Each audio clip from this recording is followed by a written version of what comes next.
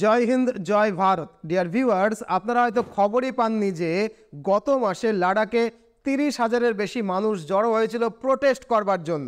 আমরা যারা ওয়েস্ট বেঙ্গলে থাকি তাদের কাছে এই 30,000 মানুষের সংখ্যাটা এমন কিছু বিশাল সংখ্যা মনে হবে না, কারণ আমাদের রাজ্যে জেলার কোনো পার্টির কোনো সাধারণ মিটিংয়ে কিন্তু এই 30,000-এর ভিড়টা থাকে।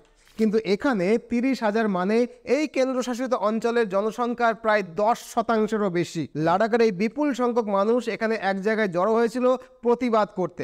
এরপরে 6ই মার্চ লাদাখের প্রতিবাদী মানুষের সঙ্গে কেন্দ্রীয় সরকারের আলোচনার পর যখন কোনো ফল হয়নি, তখন লাদাখের বিশিষ্ট সোশ্যাল অ্যাক্টিভিস্ট সোনম ওয়াংচু সহ লাদাখের উপজাতি গোষ্ঠীদের আঞ্চলিক লিডাররা 21 দিনের অনশনে যাওয়ার সিদ্ধান্ত নেয়। আর আজ যখন এই ভিডিওটা বানাচ্ছি তখন অনশন আন্দোলনটা অলরেডি 19 দিন হয়ে গেল। সরকারের পক্ষ থেকে কিন্তু কোনো রকমের শব্দটা করা হচ্ছে না। আজকের এই ভিডিওটাতে আমরা লাদাখের এই আন্দোলনের মূল ইস্যুগুলো নিয়েই আলোচনা করব। লাদাখের মানুষের সমস্যার বিষয়গুলো বিস্তারিতভাবে আলোকপাত করব। আর এই বিস্তারিতভাবে আলোকপাত করবার জন্য বিষয়টাকে আমরা মূলত 4টে চ্যাপ্টারে ভেঙে ভেঙে আলোচনা করব। প্রথম চ্যাপ্টারে আমরা আলোচনা করব লাদাখের বর্তমান পলিটিক্যাল অ্যান্ড অ্যাডমিনিস্ট্রেটিভ অবস্থাটা কী। দ্বিতীয় চ্যাপ্টারে আমরা জানব আন্দোলনটা কেন হচ্ছে, আন্দোলনকারীদের দাবিটা কী। তৃতীয় চ্যাপ্টারে আমরা বলবো সরকার কেন এই আন্দোলনের কথায় একেবারেই কান দিচ্ছে না, মানে সরকার আসলে চাইছেটা কি। আর চতুর্থ চ্যাপ্টারে আমরা আলোচনা করব ফাইনালি সরকারের সঙ্গে আন্দোলনকারীদের কথাবার্তা চালিয়ে আলোচনার মাধ্যমে কি এই আন্দোলনের নিষ্পত্তি করা সম্ভব, যদি সম্ভব হয় তাহলে কোন পথে সম্ভব। চ্যাপ্টার 1-এ আমরা আলোচনা করব লাদাখের বর্তমান পলিটিক্যাল এবং অ্যাডমিনিস্ট্রেটিভ অবস্থাটা কি। দেখুন, আমরা সকলেই জানি যে 2019 সালের আগে আজকের লাদাখ এবং JNK জম্মু অ্যান্ড কাশ্মীর একত্রে একটাই রাজ্য ছিল। 2019-এ এটি দুটি পৃথক কেন্দ্রশাসিত অঞ্চলে বিভক্ত করে দেওয়া হয়। আমরা জানি একটা অংশ জম্মু অ্যান্ড কাশ্মীরের কেন্দ্রশাসিত অঞ্চল এবং অন্যটা আজকের এই লাদাখ কেন্দ্রশাসিত অঞ্চল। এরপরে জম্মু এবং কাশ্মীরের কেন্দ্রশাসিত অঞ্চলটা কিন্তু খুব দ্রুত গতিতে ইনফ্রাস্ট্রাকচার এবং ইনভেস্টমেন্টটা শুরু করে দেয়, মানে শুরু হয় আর কি। আর এখন তাদের বিধানসভা মানে লেজিসলেটিভ অ্যাসেম্বলিও কিন্তু তারা অলরেডি পেয়ে গেছে। কিন্তু লাদাখের কথা যদি আপনারা দেখেন, লাদাখকে সেই অর্থে কোনো রকমের অধিকার দেওয়া হয়নি। 2019 সালের আগে যখন জম্মু অ্যান্ড কাশ্মীর একটা পূর্ণ রাজ্য ছিল, লাদাখ থেকে কিন্তু 4 জন বিধায়ক ছিল জম্মু অ্যান্ড কাশ্মীরের বিধানসভায়। কিন্তু সেপারেশনের পরে এই সংখ্যাটা তো শূন্য নেমেই আসবে। আগামীতে জম্মু কাশ্মীরের মানুষ আমরা জানি ভোট দিতে পারবে, তাদের মুখ্যমন্ত্রী নির্বাচন করতে পারবে, অথচ লাদাখের মানুষকে কিন্তু কেন্দ্রশাসিত অঞ্চল হিসাবে থাকতে হবে কেন্দ্র সরকারের বসিয়ে দেওয়া লেফটেন্যান্ট গভর্নমেন্টের আন্ডারে। আশা করি এই অবধি আপনারা বুঝলেন যে বর্তমানে লাদাখের পলিটিক্যাল অ্যান্ড অ্যাডমিনিস্ট্রেটিভ অবস্থাটা কেমন। এবার চলুন আমরা চ্যাপ্টার 2-তে আলোচনা করি। চ্যাপ্টার 2-তে আমরা কি জানবো, এই যে আন্দোলনটা হচ্ছে লাদাখে, এই আন্দোলনটা কেন হচ্ছে, আন্দোলনকারীদের দাবিটা ঠিক কি। দেখুন, লাদাখের মানুষের কিন্তু 4টে প্রধান দাবি রয়েছে।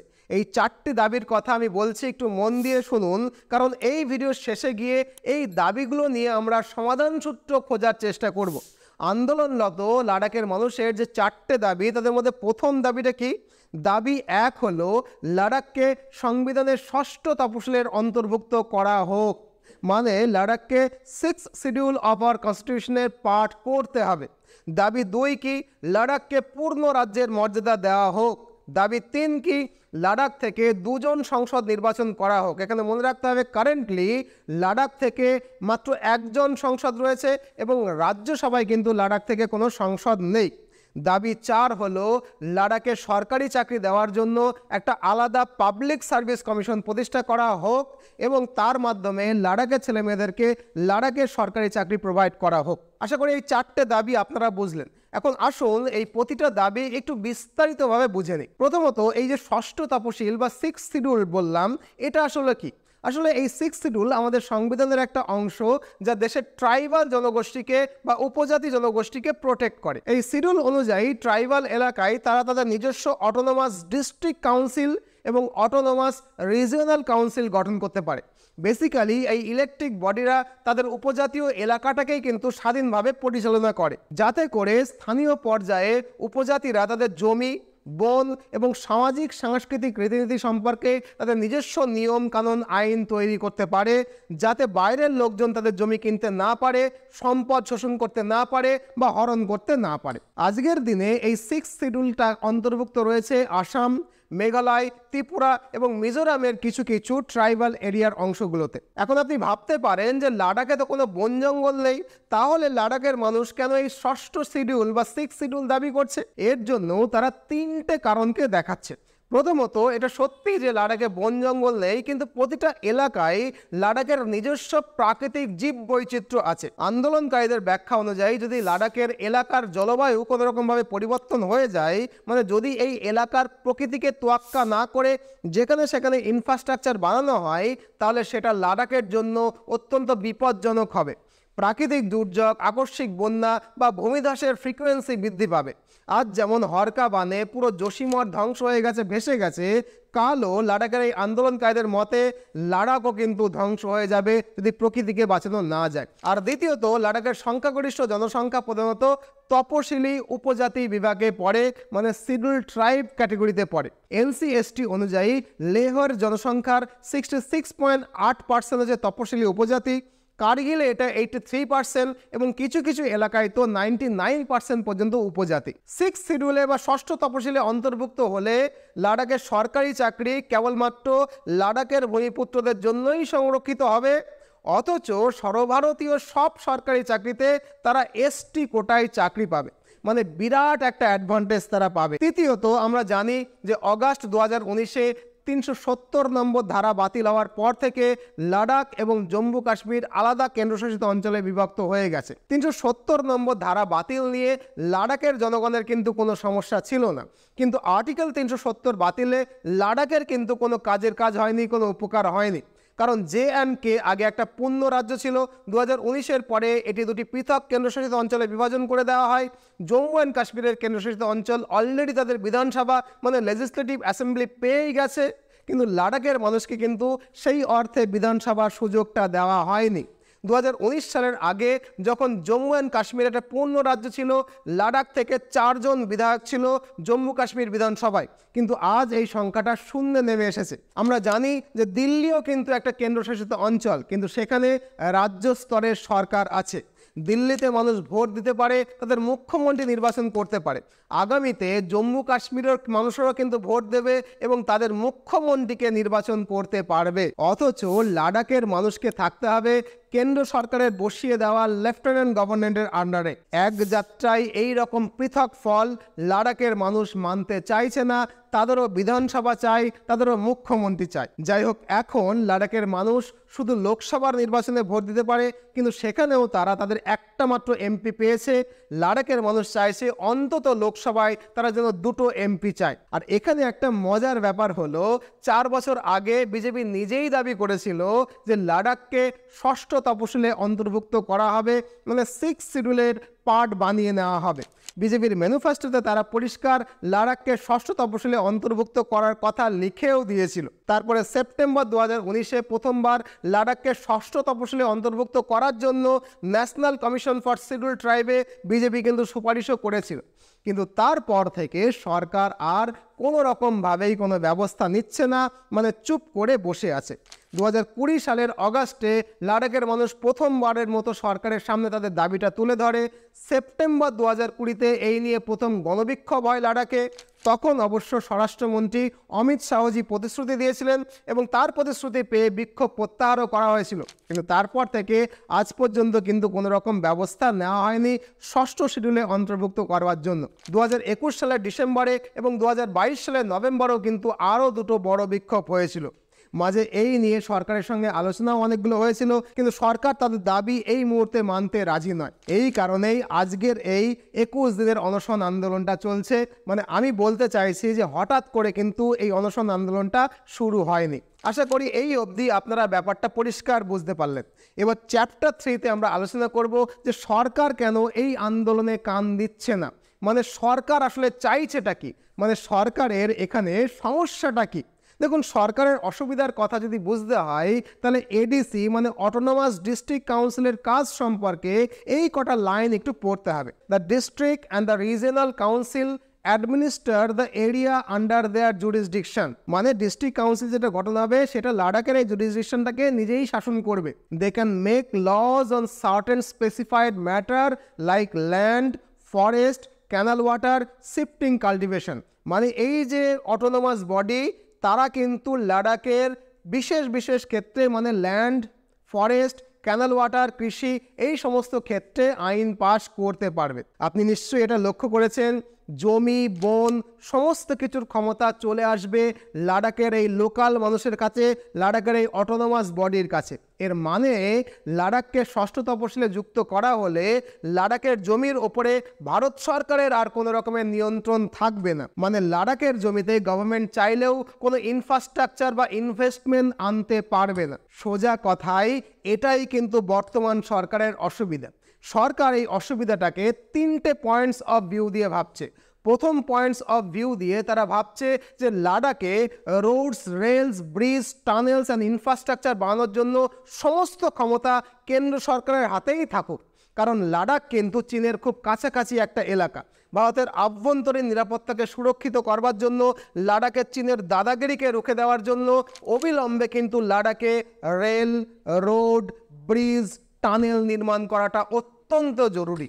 যে নির্মাণ কার্য কিন্তু অলরেডি ভারত সরকার শুরুও করে দিয়েছে এবং সেই নির্মাণ কার্য অত্যন্ত দ্রুত গতিতে চলছেও।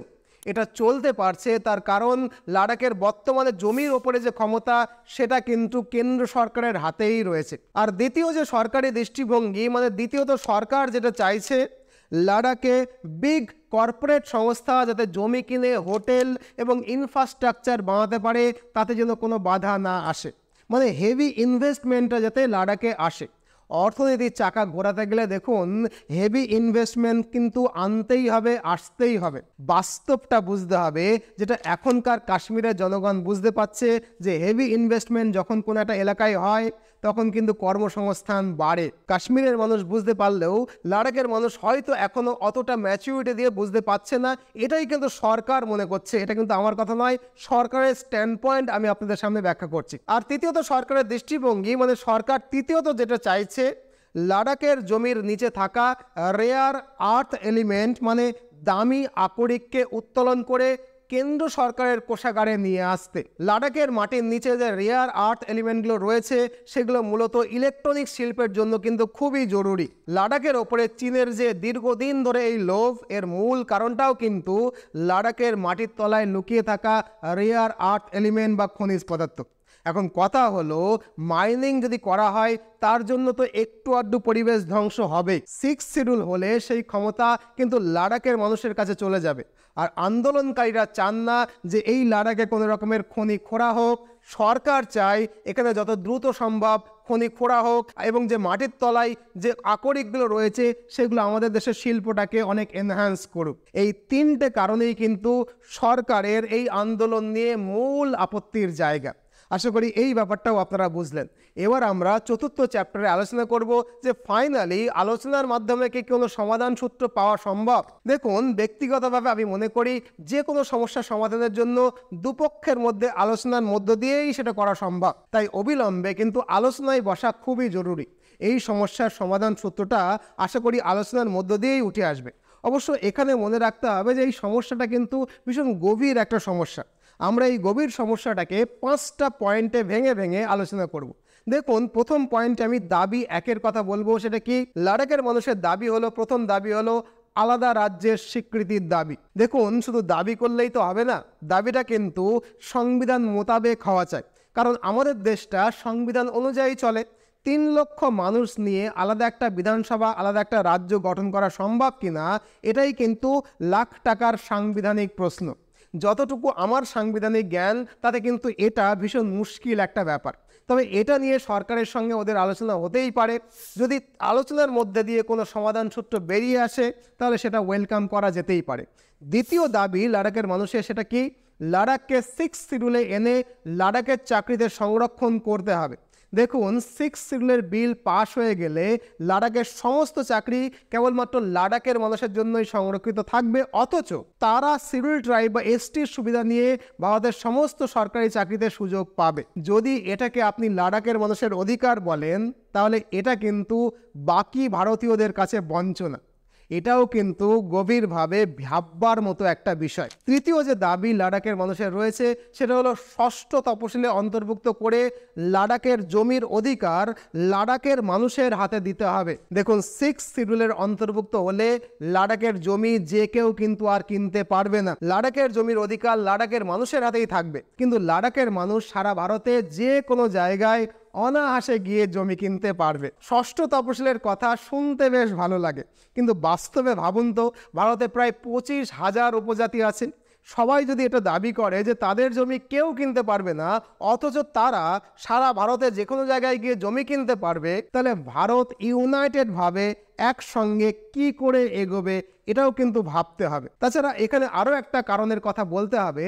আমাদের প্রধানমন্ত্রী লাদাখকে কিন্তু সুইজারল্যান্ডের মতো ইন্টারন্যাশনাল ট্যুরিস্ট ডেস্টিনেশন বানাতে চান, যেমনটা অলরেডি কাশ্মীরকে তিনি বানিয়ে ফেলেইছেন। কাশ্মীরে ট্যুরিস্টের সংখ্যা আপনারা জানেন গত 5 বছরে 100 গুণ বৃদ্ধি পেয়েছে।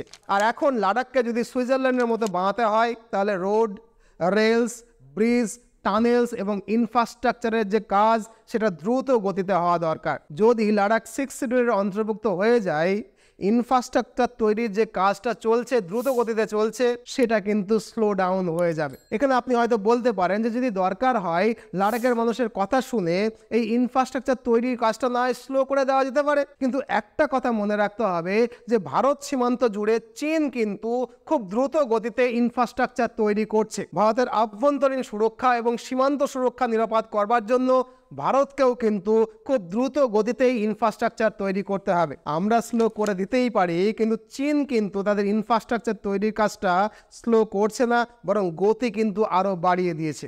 দাবি 4, লাদাখের মানুষের যে দাবি, সেই চতুর্থ দাবিটা কি? লাদাখের পরিবেশ বাঁচানোর দাবি। একথা খুবই সত্যি যে দ্রুত গতিতে ইনফ্রাস্ট্রাকচার তৈরি করলে লাদাখের পরিবেশের ওপর একটা বিরূপ প্রভাব পড়বে, যার ফল হিসাবে যোশীমঠের মতো হরকাবান আসতেই পারে, ভূমিকম্প হতেই পারে। তাই অবশ্য এই বিষয়ের সঙ্গে আমার মনে হয় একটুখানি আলোচনা করা দরকার, কারণ এই কথাটা কিন্তু লাদাখের মানুষ সত্যিই বলছে।